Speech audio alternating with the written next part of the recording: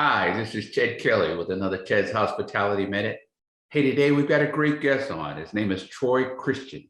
He is the hotel GM at the Napa Valley Marriott, and we are looking forward to hearing from him today. Thanks so much for coming on and giving us a few minutes of your time. Obviously, we're very interested in finding out how things are going out at Napa Valley. That's a beautiful part of the country that we all love to visit. And also, we want to talk about how things have been going for you guys since the pandemic. You know, are you guys having some of the same challenges that we're having here on the East Coast? And kind of learn, what some of your strategies might have been or be to circumvent some of those. But before we do that, let me ask you this question. Tell me a little bit, or tell our viewers a little bit about your trek in hospitality and how you got to Napa Valley. Great, thanks. Well, I appreciate you having me on in the first place. I have been in the business, mostly food and beverage, for the past 37 years. The past 10 years, I've been with Sage Hospitality out of Denver. Sage Hospitality manages and operates around 65 hotels around the country. My role with Sage was Vice President of Food and Beverage for the last several years. And I actually did have the opportunity to spend quite a bit of time on the East Coast, in the Midwest. We had properties in Cleveland and Minnesota, Colorado, Wyoming, and then on the East Coast, Philadelphia, down in the DC area, Alexandria, things like that. So I have a pretty broad understanding of the markets across the country, which certainly were interesting in, through the pandemic, and helped me get to the place where I'm at now, which is here in Napa Valley, and how I applied the learnings along the way through the pandemic, particularly to this hotel and this micro market in the big grand scheme of things, has certainly been helpful. So awesome. So now you're out Napa Valley Marriott. What are some of the challenges you're seeing out there? Are you guys suffering from some of the staffing challenges that most folks are seeing? Talk a little bit about that, if you don't mind. Yeah, it's been interesting. The demand has been very, very high. When we really came out of things last summer and started to see the uptick of travel coming back into the markets, the thought was it was going to take a little while to get the staffing levels where we needed them to be. It has proven to be much more challenging than I think anybody anticipated. And that has kind of dragged all the way through the year. And here we are into this summer. I will say it does seem to be getting a little bit better. We're getting a little bit more traction with staffing. And I think that that's true across the country.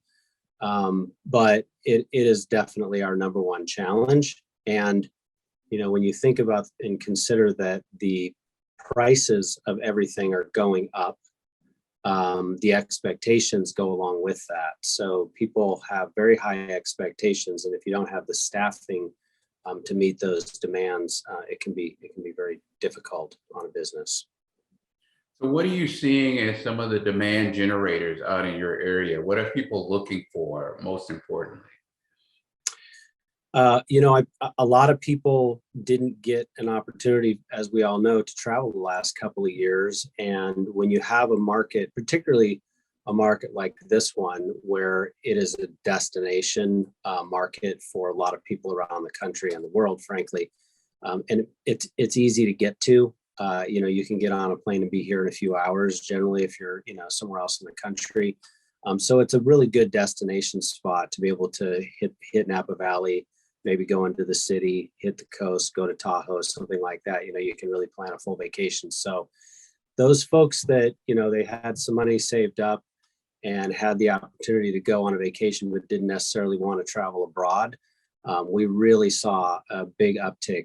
One of the interesting things I would say, though, is that a lot of our, in the hotel industry on this side of the country, a lot of the demand has been very short-term demand. So what we've seen is that the folks are booking within a couple of weeks of arrival, which is unusual as a pattern for the hotel industry. and even group business where it's a lot of the businesses coming back into the offices. They really want to get their teams together and reconnect personally with one another. So we're seeing a lot of short-term demand on that kind of business where businesses are bringing their groups in to meet. Now, do you guys also find that you're kind of like that drive to destination for weekend getaways for folks also that were kind of in the city, but they want to get out and they want to get, somewhere kind of in a natural environment? Are you seeing a lot of that as well?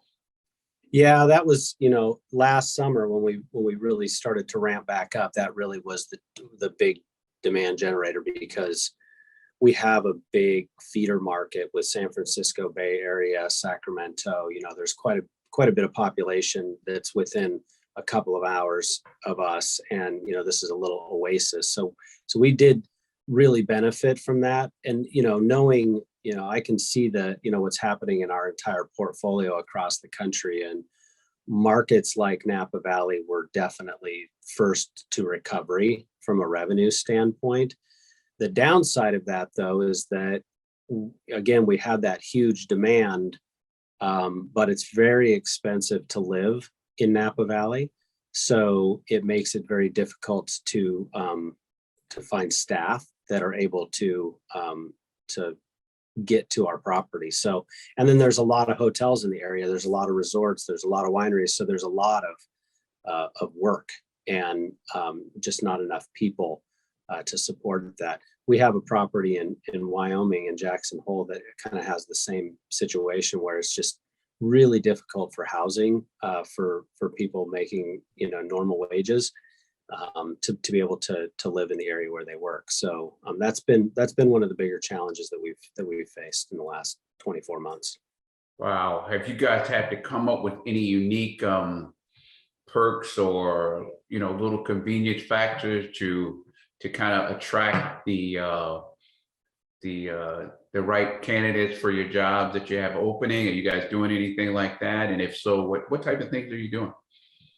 One of the things that we've all been hearing about on the news a lot is there's a big influx of immigrants coming into the country. Reaching out to some of the local charities to find out where those folks are, and if you can get them in and into a workable situation where they have green cards, then that's a really good resource. A lot of the churches will have Afghanistan refugees that are looking for employment, and these are folks that are coming here forever. So if you can tap into some of those resources, and you're helping your community, but you're also shoring your business up with some people that have some really great skills and are very hard workers and are just looking to get a good footing in their new life. So that's a really good avenue I would recommend for people to explore a little bit.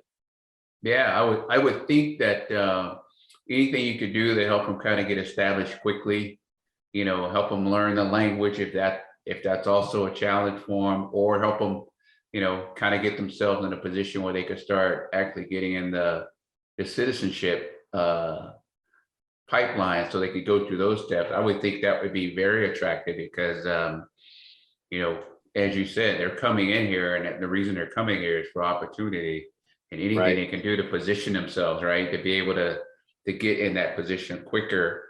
If they knew, hey, the Napa Valley Marriott is offering this, and this, that's automatically going to kind of push you up a few notches on their list, probably, right? To be able to make opportunities available for people like that through some of those outreach programs can really benefit the community at large. And anytime you can do that as a big business like ours, where you're connected to the community and you're helping solve problems, but it's also taking care of the needs of the property, it really is a win-win for everybody. So we try and do that as much as possible. We've had some success so far, and we'll continue to work on that moving forward. That's awesome. That's awesome. So, and I would suspect that anything you guys are doing to help those guys kind of expedite the process of becoming full citizens in the U.S., obviously that's got to be looked at favorably, and obviously that's got to push you guys a little bit further up up the list when you start looking at places to possibly go look for employment. Obviously, learning the language and kind of learning and how to maneuver things would help tremendously as well. So I guess that's got to be training and all of that. So I think that's obviously the way to go, because the way folks work nowadays is a lot different. So you get into a lot of different styles and things of that nature on how folks want to really work. But I think that's kudos to you guys for going out and doing that. One of our mottos for our company is to create places that people go to and not through. And that is really indicative of what kind of experience you can create in a hotel setting with food and beverage.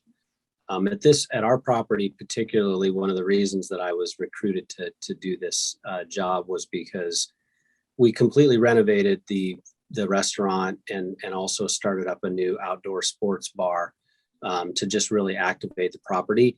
And that's becoming more and more important with hotels in general across the country, is that people are looking for really quality dining experiences and just experiences in general. It's the days of the hotel, having a very vanilla approach to their food and beverage are over, and there's a lot of competition now. And I know a lot of folks in the industry that are, making those kinds of decisions, and we talk often, and everybody's, kind of playing that game.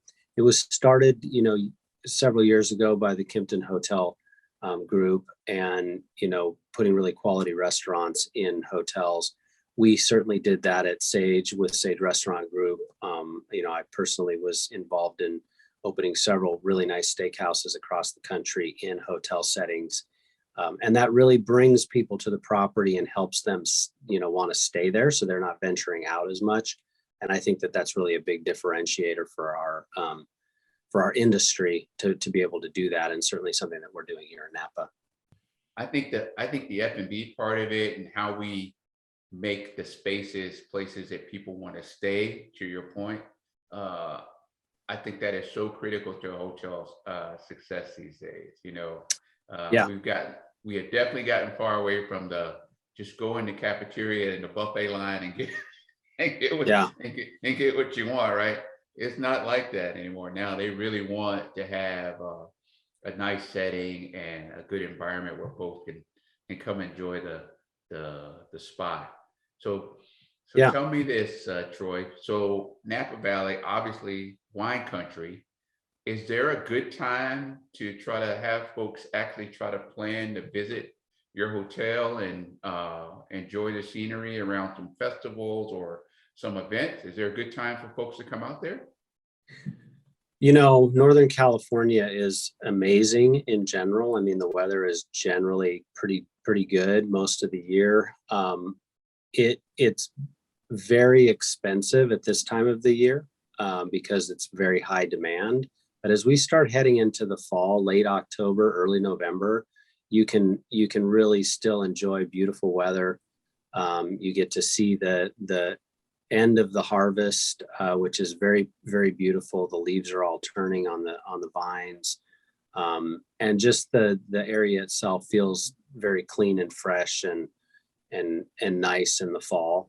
It's my favorite time of the year here, and it's a little bit quieter, and it feels very farm focused and very rural, which I think is what people are looking for, that serenity when they come here. They're looking for the wine experience, but they're looking for that peace and the serenity of the rolling hills. And Napa really is a beautiful place, and the surrounding area is beautiful too. There's a lot of things to drive to and see in the market. So I would recommend, late fall.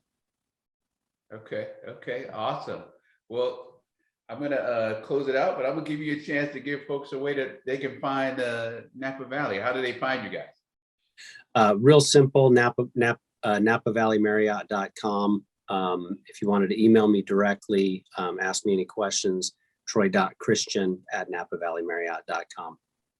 Thanks for the time, Ted. I appreciate it. Oh man, I appreciate it. You're probably gonna get some calls about how to design places people want to stay as opposed to go through. I like that. Yeah. That's a real catchy, and I think that's the way to think about your your restaurant atmosphere when you're looking and talking about hotel renovations. So, Yep. but If you look at our website, there's a couple of different links on there for the restaurants that we have here at the property. So give people an idea of what it is that we're doing here. So. wow, awesome. Well, thanks again for your time today, Troy. Thank you. Likewise. Appreciate it. All right. This has been another Ted's Hospitality Minute. Thanks so much for joining us, guys. We'll see you next time.